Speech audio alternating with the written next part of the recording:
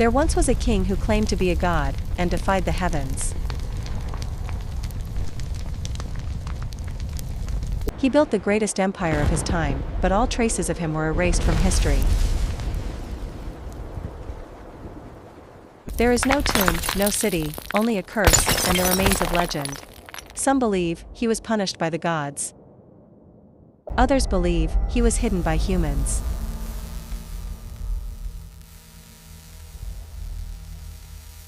But now, strange artifacts are beginning to emerge, and the world is beginning to ask, who really was Naram Sin?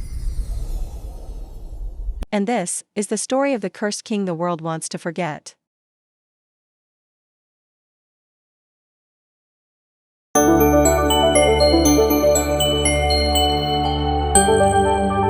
Among the scorching sands of Mesopotamia, an empire rises, Acadia. From the ruins of Sumer, a young king inherits a feared throne, Naram Sin. He is more than just a king, he is the grandson of Sargon the Great, founder of the world's first empire. But Naram Sin is not content with being merely a successor. He wants more, much more. In his dreams, he sees a red light from the sky, and a voice calling his name. The priests warn him, these are not the gods we know. But he doesn't care. He expands the temple, defies the elders, and declares, I am the king chosen by heaven. His people are initially skeptical. But victory after victory wins them over. He conquers Elam, subjugates Sumer, and takes thousands of captives back to the city of Akkad. And when it happened, Naram Sin built something unprecedented. A ziggurat towered through the sky. A stairway to the gods, he declared. He began to dress like a god. A horned crown, robes gleaming. Eyes polished with gold, scribes wrote his new name, Living God, King of the Four Corners. But from within the palace, whispers of fear began to be heard. The priests disappeared. Advisors were replaced by his chosen ones. And his dreams grew darker. He claimed to see winged creatures emerging from the sky. In a secret chamber, he began to perform rituals. Not for the gods, but for something else. An ancient tablet records, he spoke with the stars, and wrote in strange symbols. A tablet is found, with unknown carvings and words that are not of this earth. Modern historians are still puzzled, this is not Akkadian, nor is it Sumerian. But for Naram Sin, none of this is madness. It is a revelation. He begins changing the laws of the kingdom, abolishing the old gods, and ordering his own worship. There is no god but me, he proclaims from the top of the tower. And the people have no choice but to bow down. He begins ordering the carvers to replace all the inscriptions of the old kings, with his name. History is rewritten, and the world begins to forget its predecessor. But the heavens begin to change. Strange storms come, crops fail. The village elders begin to whisper, the heavens are angry. Our gods have been banished. But the king offered fire, and blood instead. An ox was sacrificed at the top of the ziggurat. But the earth still shook. From a distance, a voice rang out in the night. A cry, or a warning? The people began to fear, but no one dared to resist. Naram Sin stood tall, his eyes fixed on the stars. I'm not finished yet. He prepared for his next conquest. The mountain kingdom in the north. The land of the sky. There, those who refuse to bow down will be burned, he said. His generals began to hesitate. But who could stop a living god? He began to lead the war himself. Wearing a red robe, and a golden spear. In every conquered territory, he erected a statue of himself.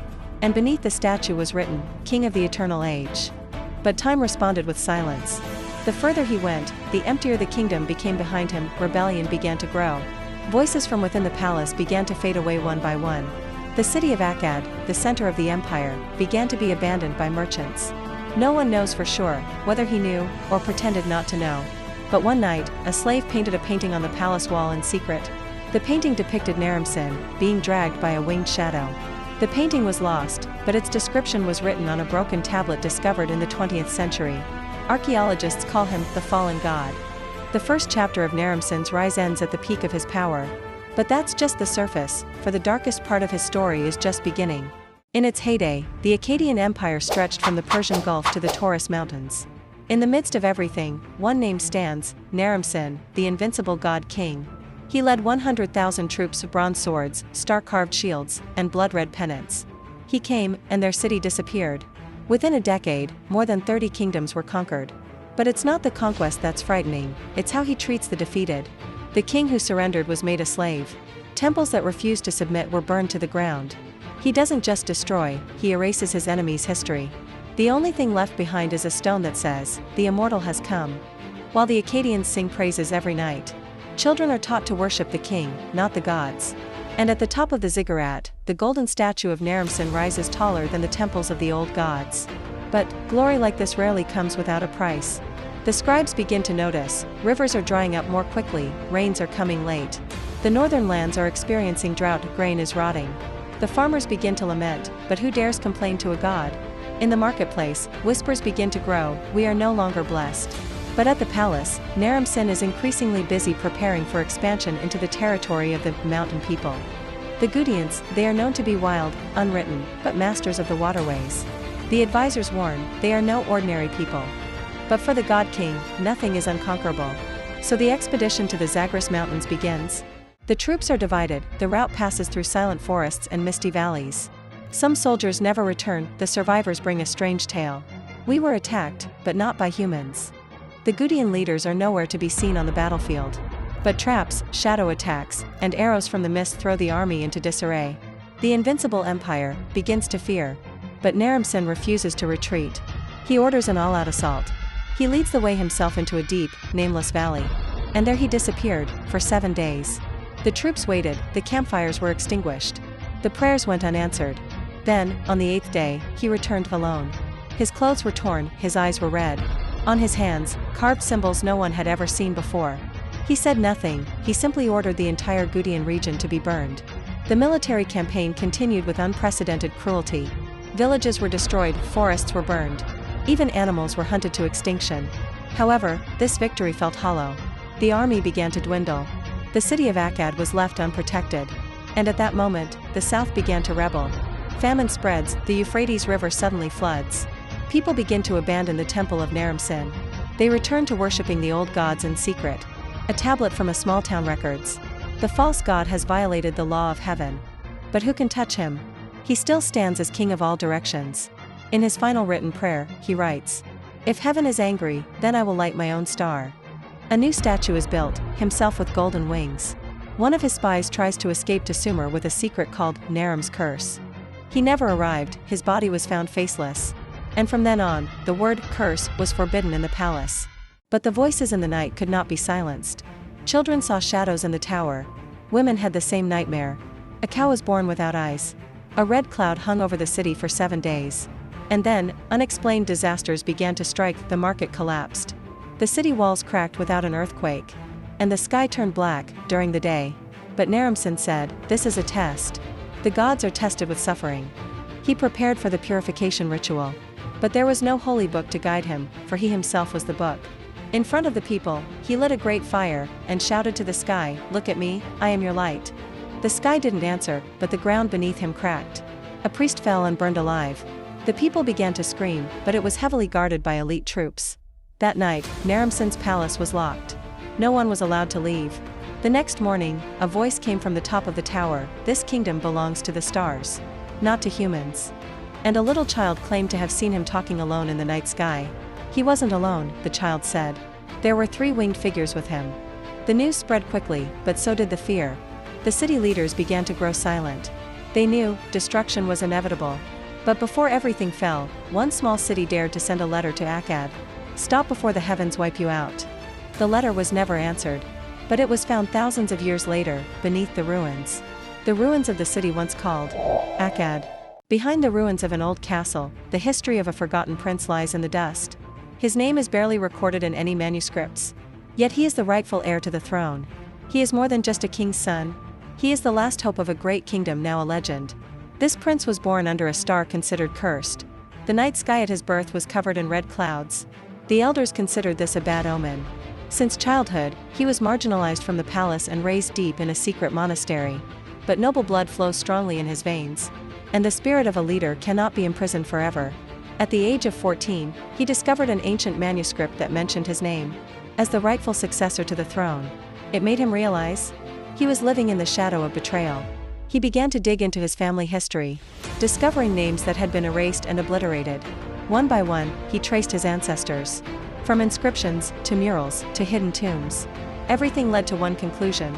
His father was murdered by the royal council itself. The throne was taken by force, and his whereabouts hidden to prevent a popular uprising. He did not remain silent. In secret, he formed a secret network. This network consisted of monks, merchants, and even political enemies of the court. All with one goal: to restore the history that had been stolen from him. But his trail was always shadowed by the palace's bounty hunters. He escaped several assassination attempts. But one incident nearly cost him his life: poisoning in a cup of tea in an ancient temple. From the healer, he learned his biological father's true name, a king erased from history. The name made his blood boil because he knew who the main traitor was. The traitor now sat on the throne with the title of reformer king, yet he was a usurper, and the slaughterer of his father's brother. The prince hatched a plan, not a brutal coup, but a major revelation through history. He infiltrates the royal library, unearthing forbidden manuscripts. There he discovers a secret genealogy, a family tree scribbled in black ink. But ink can't cover blood. He manages to find the real crown, hidden in a bronze chest in a mountain cave. The crown can only be worn by a direct descendant, and he proves it to the old guard. The guards swear loyalty, but the oath is dangerous. Because anyone who knows the truth could be killed. He decides to change his location every night. Writing, recording, and spreading stories through poetry and song. In the marketplaces, a song about a forgotten king is heard. Children sing it, not knowing that the song is about a prince who now lives among them. Meanwhile, the palace begins to grow restless. Because the forbidden story begins to flourish in the hearts of the people. The prince never appears in public. But his presence is felt throughout the land. He becomes a shadow behind justice, and a light in a history that has been snatched away. Until one night, he stands at the palace gates. Not to seize, but to reveal who he was. He brought manuscripts, living witnesses, and the crown he inherited. But before he could speak, an arrow shot from the darkness. The prince fell, but the people who witnessed it rose. That night became a night of historical resistance. Not a bloody war, but a battle of memory and identity. The old guard stood, supporting the truth that had finally emerged. The voices of the people echoed his name. His name was once again recorded in poetry, on tombstones, and in the hearts of a new generation. Though he never sat on the throne, his name was more eternal than the kings who sat on blood. He's not just the heir to the throne, he is the heir to truth. And the truth is true power that cannot be stolen. Now, his painting hangs quietly behind the history hall of the old palace. Not with gold and jewels, but with simple ink and an honest look. History has chosen to remain silent. But the people don't. And the story lives on. Every time someone asks, who should be king? The answer will be a whisper from behind books, folk songs, and loyal blood. He is the forgotten heir. But now, it is remembered by the world. On an ancient, nearly forgotten map, there is an unnamed land, a land unrecognized by any major empire, but it once had a flag, an army, and even a king. He is known as King Alabkar, the ruler of a kingdom called Kerbat Alru, or Village of the Spirits. A place now not even found on any satellite. According to the records of 16th century Portuguese sailors, this land lies between the Arabian Desert and the Persian Gulf. But its existence has never been verified. King Alabkar rules with treachery and illusion. He was known to silence foreign envoys with just a glance, and was said to possess a silver mirror that could reflect his enemies' futures. Within his desert palace, he established the Invisible Council, a group of advisors who never showed their faces, even to their own people. All swore an oath of silence. Alabkar's story survives only in a damaged Yemeni manuscript scroll. However, his name was hunted by CIA and MI6 archaeologists for allegedly holding secret archives of the ancient world. What was the kingdom of Kerbat Alru really hiding?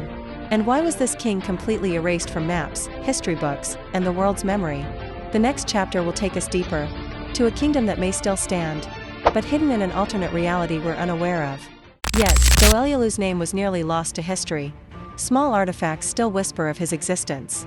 Broken stone carvings, time-torn royal seals, contain unique symbols not found in any other Sumerian king. Some scholars theorize that Elyulu may have attempted reforms that threatened the old elites and that led to his silence. A clay tablet discovered in Eridu, the sacred city, records the name Elyulu alongside symbols of the sun and a snake. These symbols signify spiritual power. Perhaps Elyulu was not just a king but a prophet or ritual leader. But after his death, his name was erased. And the doctrines of his successors changed everything. Museums in Berlin and Istanbul hold suspicious artifacts, but they have never been directly linked to Elyulu. Conspiracy theorists believe a global historical censorship exists, against leaders too advanced for their time. Some of the codes on the tablets contain mysterious encryption, and remain undecipherable to this day. Does Elyulu carry a legacy that could shake the foundations of Mesopotamian history? Some modern scholars have begun to compare Elyulu to other mythical figures, including Dumuzi and Enki.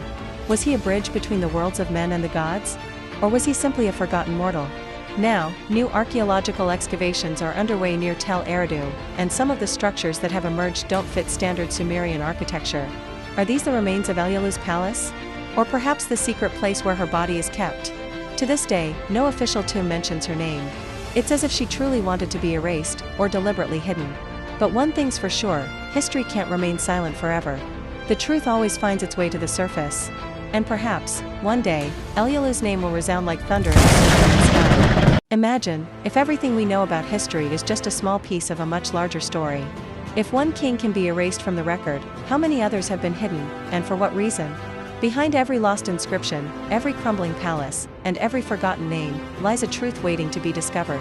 And perhaps, that truth is far darker than we ever imagined. Because history isn't just about the past, it's about who controls it. Are you ready to dig deeper, or are you satisfied with the version of the story provided? If this video piques your curiosity, hit like, subscribe, and activate the bell. Behind the scenes of this YouTube video, we're piecing together the pieces of history no one wants to reveal. Stay tuned for the next video, because one forgotten kingdom is just the beginning of a grand tale buried for thousands of years.